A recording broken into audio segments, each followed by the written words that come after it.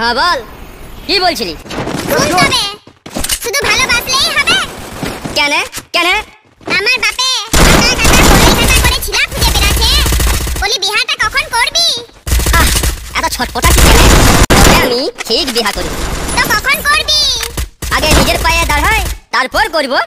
শুন, কথাই বলে আম খেলি শেষে চুষে আঁটি ফেলে দিলি, এই তুই মরদ। শুন তবে, বিহা যদি নাই করি আমি